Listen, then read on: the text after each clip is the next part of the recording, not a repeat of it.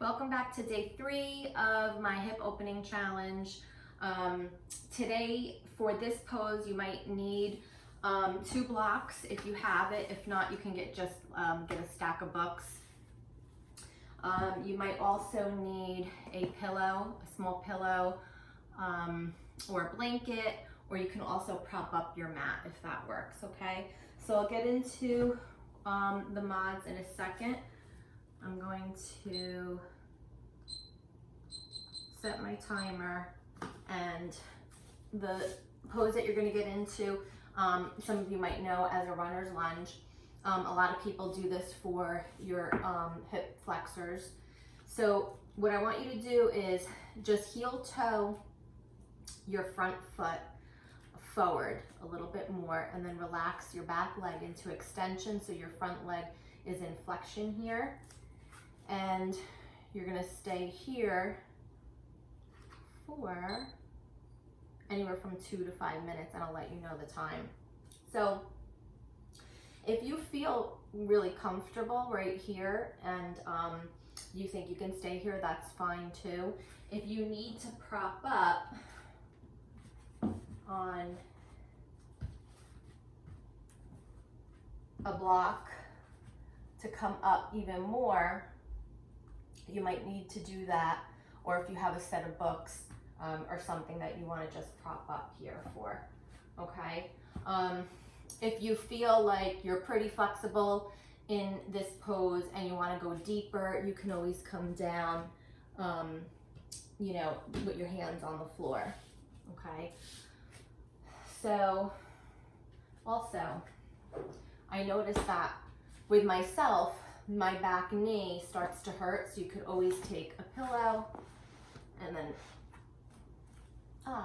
prop it down on your knee. And so that's always really comfortable.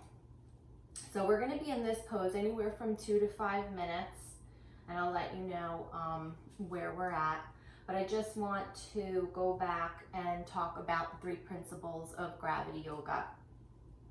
So the first principle is wet noodle. So wet noodle is a relaxed state that your body is in under some tension. So we're not forcing to stay up, we're not tensing up, we're not contracting our muscles, we're relaxing them. Why? Because we know that muscle lengthens best when your muscle is relaxed, when your body is relaxed. Another thing that we're going to talk about is the second principle of gravity yoga, which is your breathing. So just so you know, we just came up on 2 minutes. So if you are good in this pose and you can continue, just stay with me. So the breathing that we're gonna do is a 4-8 slow breath. Why do we breathe like that slowly? Because the breathing decreases your parasympathetic nervous system, which will help us turn off our stretch reflex. So that's really, you know, the goal that we want to do. So let's take a nice deep breath in through your nose for 4. And then exhale out for 8.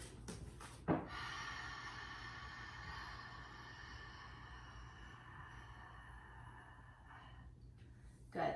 And again, take a nice deep breath in through your nose for 4.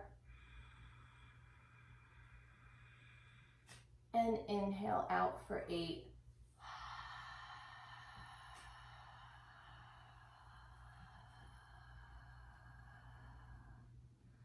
Good. And you just keep breathing, keep doing that breath. We're coming back, we're coming down to the wire. We've got about a little bit less than 2 minutes, and you should really start to feel this, because I know that I am most definitely feeling it in my piriformis.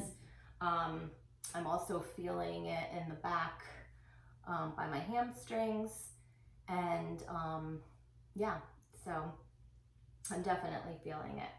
So hopefully you are still with me. And if you're not, that's okay. Maybe tomorrow you try again. And that brings me to the third principle of Gravity Yoga, which is meet or beat your hold time. So as I stated in the other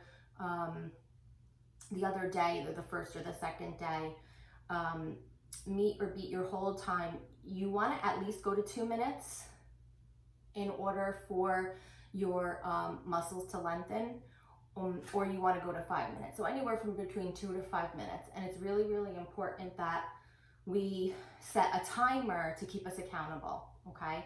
So if you are at the 2 minute mark, you don't want to go into it the next day and only do 1 minute. You want to say to yourself, well, I could do 2 minutes. I know I can because I recorded myself the first day. So it's really important that you continue to set a timer for yourself, and then that way you know where you're at. So we're just about done here. Coming up. Good. Okay. So bring that leg back and then come into a child's pose. You're definitely going to feel that stretch. And then right back into it. Go ahead and bring your left or your opposite that you just did forward. I'm going to set the timer and we're right into it. So don't forget to shimmy that foot a little bit forward. If you're here and you feel like your foot is kind of tilting out a little bit on the side, that's okay. Maybe just take your toes and then point them out to the side a little bit more, okay? So that way, I mean, we're not really focused on, this is targeted mobility, and we really want to focus on, just lengthening the muscle. We don't really need to focus on the pose and how it looks. And certainly you don't need to look like me. And through this challenge, you're really challenging yourself, which is another reason why we set a timer. So that way, through the timer, you know where you are. So it's really not about where I am. It's not about anybody else, where they are. So hopefully you continue to work on this even after the 5 days, is up.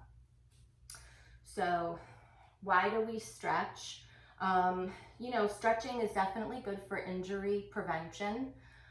Very good to do. It doesn't matter how athletic or how active you are. Stretching is definitely a benefit, especially for people who have tight hips.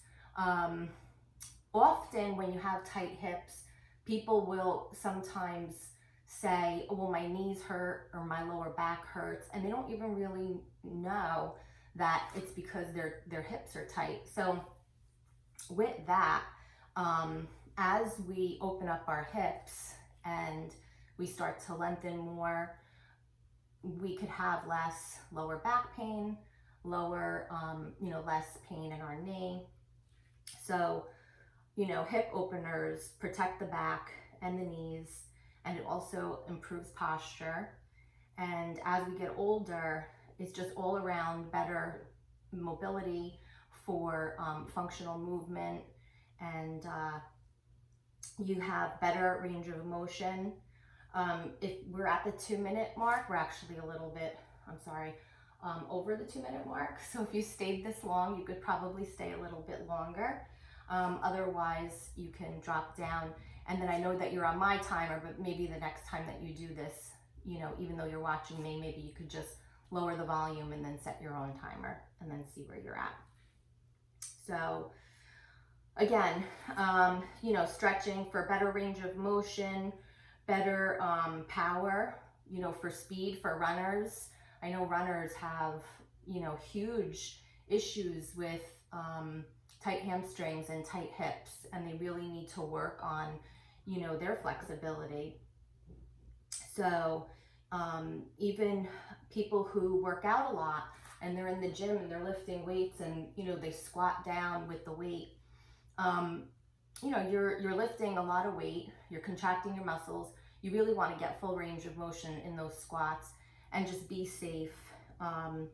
So it's overall, it's a good idea to stretch definitely after your daily routine. So I've been posting these pretty late at night, which maybe some of you, that doesn't work for you. So maybe the next day you can go ahead and do it. But the reason is because I really, usually when we do gravity yoga, we do a warm up beforehand, and I'm not doing a warm up. So I really want your body to be warm.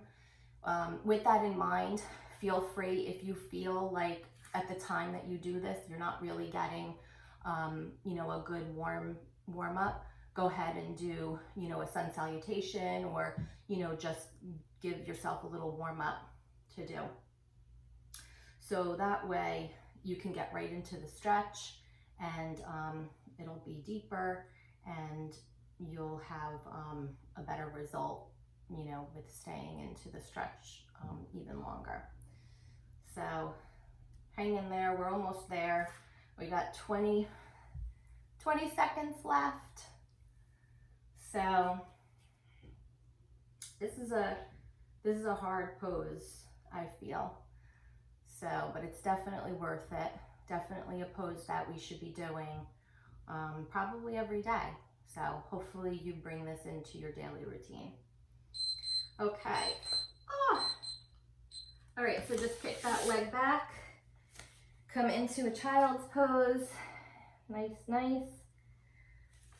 And you did it. So that was probably one of the hardest, although I don't know what's to come tomorrow in the last day. I'm gonna try to maybe increase it a little bit. I don't want you to get too comfortable, but definitely stay with the practice, and I hope to see you tomorrow. Thanks.